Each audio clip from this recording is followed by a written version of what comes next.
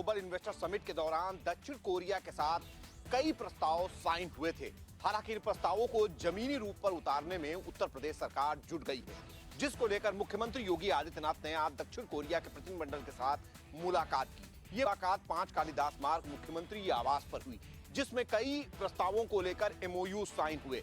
ये एमओयूज उत्तर प्रदेश सरकार के औद्योगिक विकास विभाग और साथ ही साथ दक्षिण कोरिया के प्रतिनिधिमंडल के साथ साइन हुए, जिसमें दक्षिण कोरिया के गवर्नर भी मौजूद रहे। हालांकि इस दौरान उत्तर प्रदेश में किस किस क्षेत्र में निवेश होगा, किन किन चीजों को लेकर उत्तर प्रदेश सरकार उनकी मदद करेगी, क्या सब्सिडीज होंगी और किन क्षेत्रों में स्पेशल तौर पर इस निवेश के दौरान खासा ध्यान रखा जाएगा, जिसमें रोजगार और साथ ही साथ उत्तर प्रदेश के जो निवेश है उसको बढ़ाने की दिशा में काम होगा। इन बहुत सारे विषयों को लेकर चर्चा हुई। उत्तर प्रदेश में संभावनाओं को लेकर भी बात हुई, खास तौर पर इलेक्ट्रॉनिक, साथ ही साथ टेक्सटाइल और उसके अलावा फार्मा उपकरणों के क्षेत्र में कई निवेश उत्तर प्रदेश में आ रहे हैं, जिसको लेकर मुख्यमंत्री योगी आदित्यनाथ ने भी कदम बढ़ा दिए हैं। उत्तर प्रदेश के निकाय चुनाव में इस कांग्रेस को मिली करारी हार के बाद से अब मंथन शुरू हो गया, यानी कि अब कांग्रेस से पूरी तरीके से 2024 के अभियान में जुट गई है। यानी कि साफ है कि प्रदेश अध्यक्ष के नेतृत्व में आज एक बड़ी समीक्षा बैठक की गई। इस बैठक के अंतर्गत कई अहम फैसले भी लिए गए, यानी कि जन जन पहुंचने का जो उनका अभियान है, उस अभियान के अंतर्गत सभी कार्यकर्ताओं को भी कड़े निर्देश जारी किए हैं। इसके साथ ही साथ में अपने ही कार्यकर्ताओं को यह भी निर्देश दिया गया है कि किस तरीके से पार्टी को आगे बढ़ाना है और पार्टी को आगे कैसे आगे लेके जाना है। इन अभियानों के तहत ही कांग्रेस इस बार 2024 की तैयारी में जुटी हुई है, यानी कि साफ है कि प्रदेश अध्यक्ष के नेतृत्व में ही इस काम को किया जा रहा है। साफ है कि उत्तर प्रदेश में आने वाले समय में जिस तरीके से लोकसभा के चुनाव होने हैं और लोकसभा चुनाव के लिए तैयारियां की जा रही, वहीं कांग्रेस भी इन तैयारियों से कहीं पीछे नहीं है। यानी कि समीक्षा बैठक के अंतर्गत ये बताया गया है कि कैसे काम करना है और किन मुद्दों को लेकर के केंद्र की सरकार को घेरना है। श्री कृष्ण जन्मभूमि और शाही ईदगाह मामला जो है उसमें लगातार दिनेश शर्मा हैं जो कि वादी हैं, जिसमें इसकी लड़ाई निरंतर कोर्ट में लड़ते रहे। लेकिन आज दिनेश शर्मा को सर्वसम्मत से श्री कृष्ण जन्मभूमि न्यास का अध्यक्ष बनाया गया है। इससे जो इनका मामला, जो श्री कृष्ण जन्मभूमि का मामला कोर्ट में चल रहा है, उसको धार मिलेगी और तेजी से इसको लड़ाई लड़ी जाएगी दिनेश शर्मा जी के द्वारा।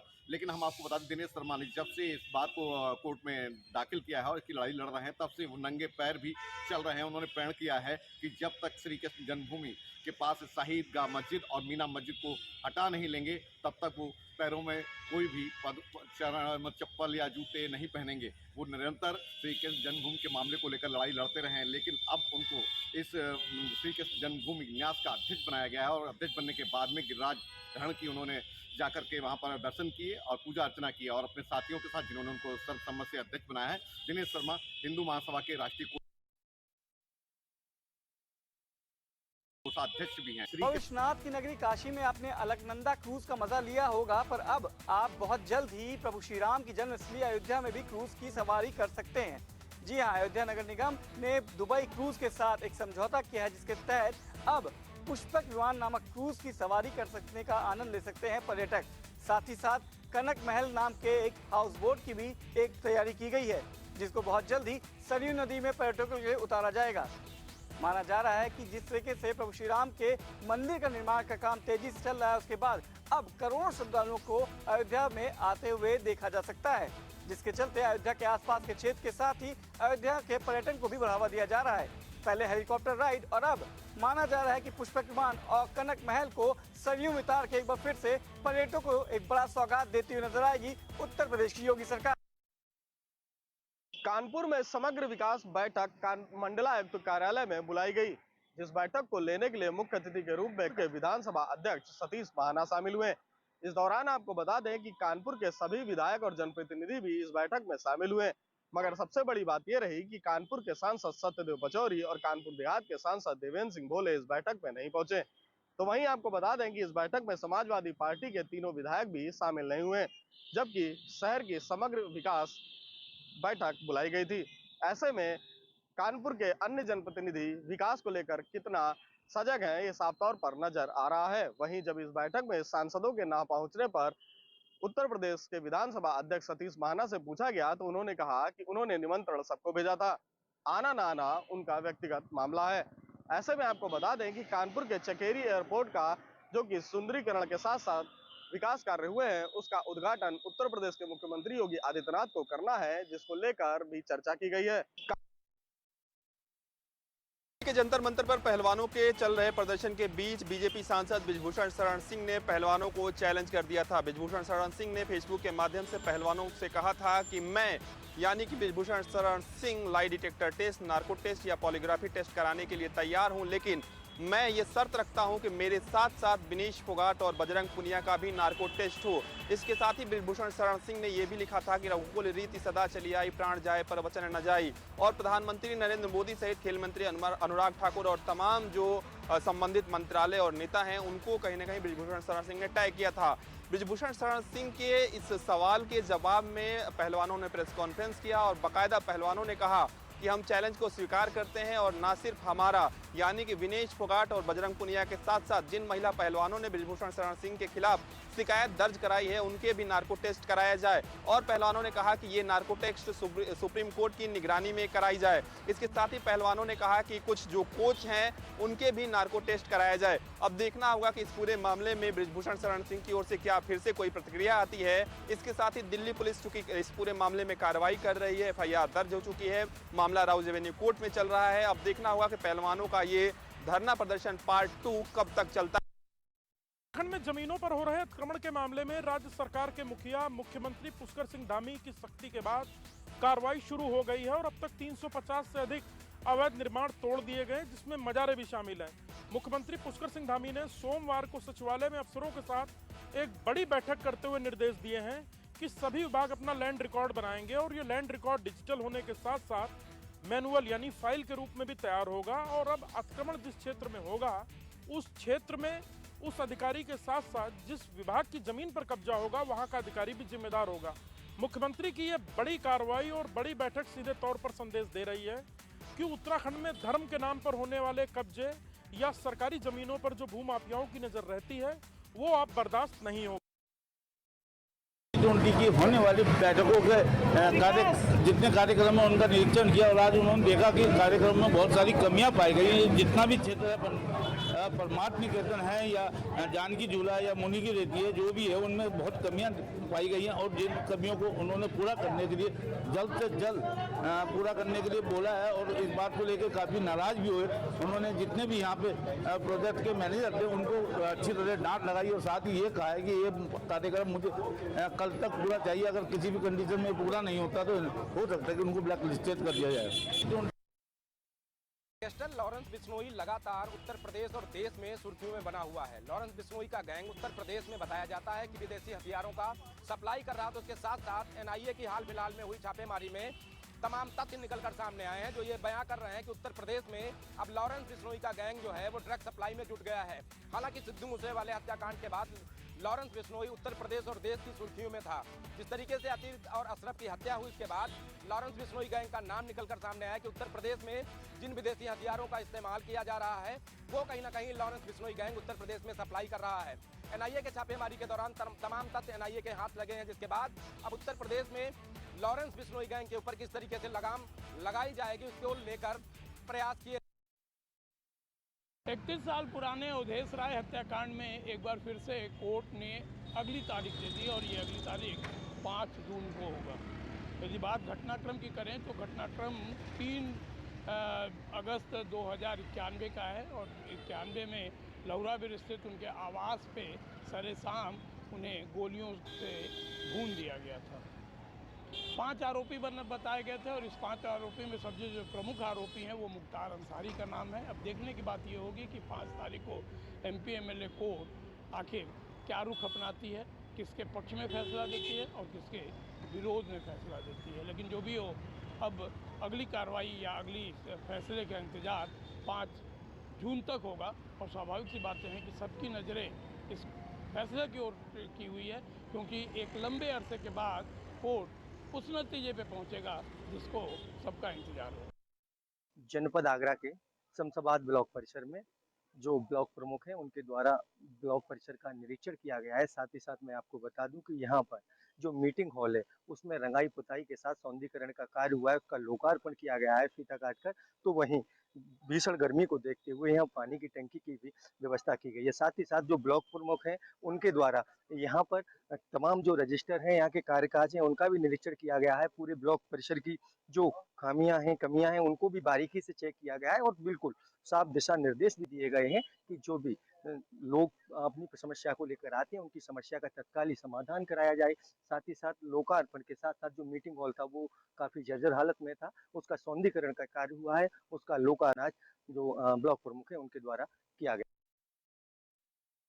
दबंगों को नहीं रहा खाकी का खौफ। जी हाँ, ये मामला पूरा रायबरेली के बछनावा थाना क्षेत्र के चुरवा गांव का बताया जा रहा है, जहां एक रिटायर्ड फौजी को न्याय के लिए थाने के लगातार चक्कर लगाने पड़ रहे हैं, लेकिन उसको न्याय नहीं मिल रहा है। थक हार के आज रिटायर्ड फौजी ने पुलिस अधीक्षक आलोक प्रियदर्शी से न्याय की गुहार लगाई है। फिलहाल पुलिस अधीक्षक आलोक प्रियदर्शी ने उसको आश्वस्त जरूर किया है कि न्याय मिलेगा, लेकिन कहीं ना कहीं थाने पर सुनवाई ना होना ये खाकी को सवालों के घेरे में जरूर खड़ा करती है। आए दिन लगातार थानों से फरियादियों का जमवाड़ा पुलिस अधीक्षक कार्यालय पर लगता है, जबकि पुलिस अधीक्षक और आईजी जोन तरुण गावर ने अब पिछली बार भी ये निर्देशित किया था कि कोई भी थाने पर जो भी मामले हों वो थाने पर निपटारा हो, पुलिस अधीक्षक कार्यालय पर फरियादियों को जमवाड़ा ना लगे। लेकिन लगातार फरियादियों को जमवाड़ा लगना कहीं ना कहीं से खाकी को सवालों घेरे में जरूर खड़ा करता है। फिलहाल अब देखना ये होगा कि पुलिस अधीक्षक आलोक प्रियदर्शी इस पर क्या कार्रवाई करते हैं और फौजी को न्याय मिल पाता है नहीं, ये तो आने वाला समय तय करेगा। दबंग पुलिस एक बार फिर सतर्क हो गई और साथ ही साथ परेशान भी। जी आपको बता दें कि कल रात मुंबई पुलिस के एक अधिकारी ने बताया कि रविवार देर रात मुंबई पुलिस कंट्रोल रूम में एक अज्ञात व्यक्ति ने कॉल किया, जिसने ये दावा किया है कि वो राजस्थान का रहने वाला है और उस अज्ञात व्यक्ति को लगातार कोई इंसान फ़ोन कर 26/11 मुंबई अटैक के बारे में जानकारी दे रहा है। ये कहते हुए उस अज्ञात व्यक्ति ने फ़ोन काट दिया। उसके बाद से ही मुंबई पुलिस लगातार उस फ़ोन को ट्रेस करने की कोशिश कर रही है और वो फ़ोन बंद आ रहा है।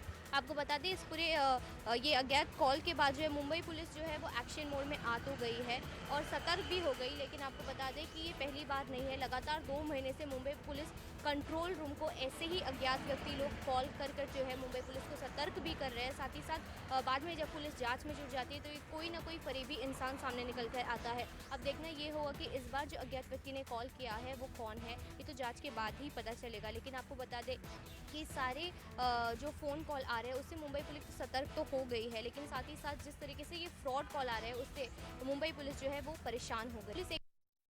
पीलीभीत के कोतवाली क्षेत्र देवरिया कला में बीशलपुर देवरिया हाईवे पर एक युवक का शव बरामद हुआ है।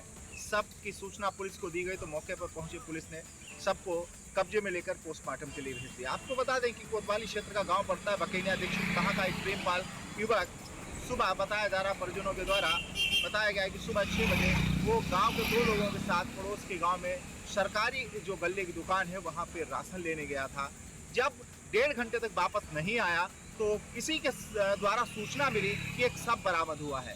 जब जानकारी हुई मौके पर पहुंचे तो वो शव प्रेमपाल का ही था।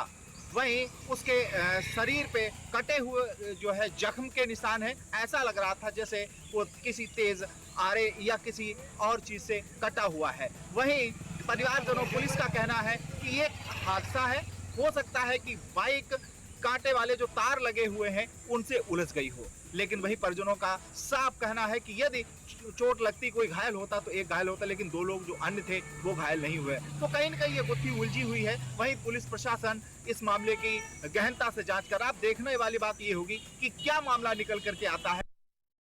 आगरा के थाना सैया क्षेत्र में बीती रात 13 चौकी NH3 पर उर्मिला गार्डन में 2 बाइक सवार बदमाशों ने लूट की नीयत से फायर कर दिया।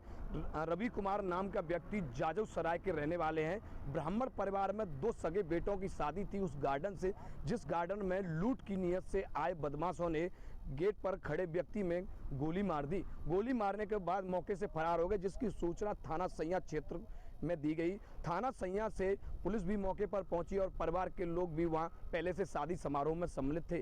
परिवार के लोग सम्मिलित होने आए थे। उन्होंने निजी अस्पताल में उपचार के लिए रवि कुमार को आगरा भर्ती कराया, जिसमें उनका इलाज जारी है। पुलिस भी कई जगह ऐसे बदमाशों पर दबिश दे रही है। आखिरकार बदमाशों के थाना सैया क्षेत्र में हौसले बुलंद है। आखिरकार ऐसे लोगों पर कब पुलिस करेगी बड़ी कार्रवाई। आगरा के थाना सैया क्षेत्र में बीती रात 13 चौकी NH3 पर बात करते हैं सुल्तानपुर की, जहां पर कोलार थाना क्षेत्र अंतर्गत क्षेत्र तिवारीपुर मठिया गांव निवासी राजकमल की अज्ञात बदमाशों ने गोली मारकर हत्या कर दी।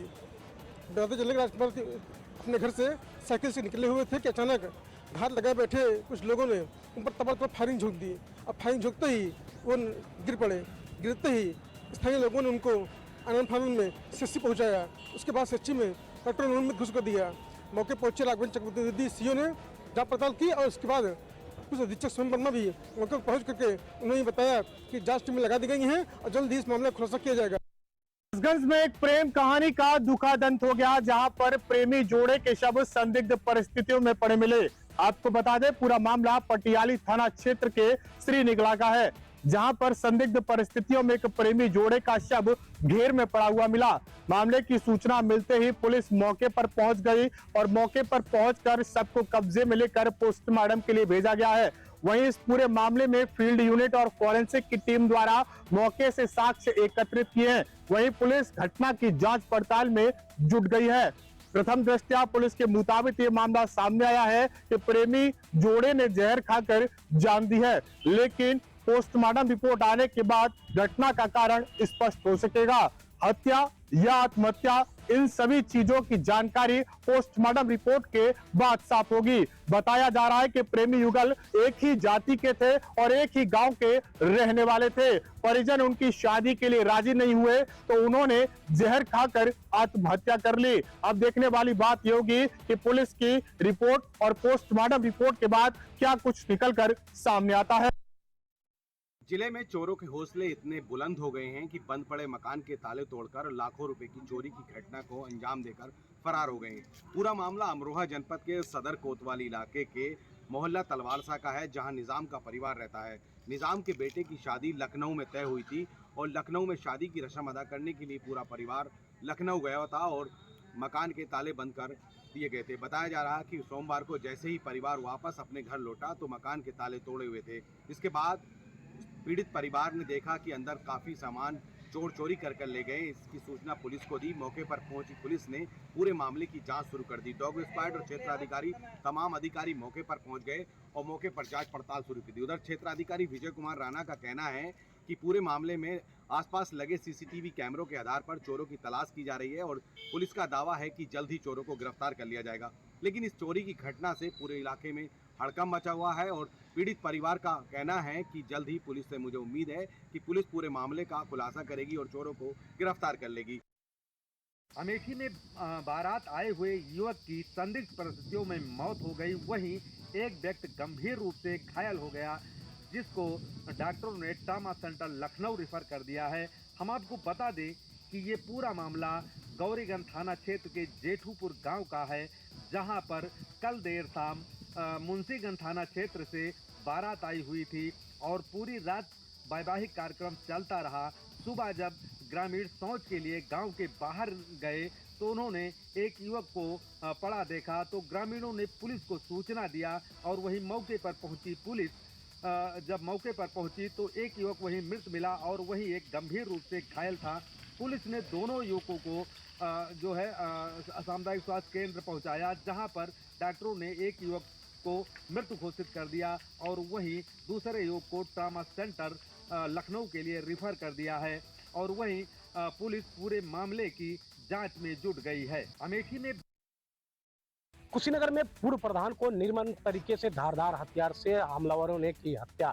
हत्या के बाद मौके पर पहुंची पुलिस ने शव को कब्जे में लेकर आगे की कार्रवाई में जुटी। हालांकि मामले की जानकारी होने पर भोर में ही पुलिस अधीक्षक धौल जायसवाल ने भी घटनास्थल का जायजा लिया। साथ ही जो दोषी हैं उन्हें जल्द से जल्द गिरफ्तार कर घटना का सफल अनावरण करने की भी बात कही। इधर परिजनों ने पुलिस प्रशासन के ऊपर भी गंभीर आरोप लगाए हैं। पूरा मामला कुशीनगर जनपद के रामकोला थाना क्षेत्र के कोटही गाँव का है, जहां के पूर्व प्रधान राम हरख यादव शादी पार्टी में गए हुए थे। वहां से बीती रात वापस आते समय गांव के बाहर करबला के पास उनके ऊपर अज्ञात हमलावरों के द्वारा प्राणघातक हमला कर दिया गया, जिसके वजह से धारदार हथियार चले और उनकी मौके पर ही मौत हो गई। मामले की जानकारी होने पर मौके पर पहुंची पुलिस के द्वारा शव को कब्जे में लेकर आगे की कार्रवाई में जुट गई। वहीं पुलिस अधीक्षक धौल जायसवाल ने भी घटनास्थल का भोर में ही जायजा लिया और दोषियों के खिलाफ कार्रवाई करने का पीड़ित परिजनों को आश्वासन दिया।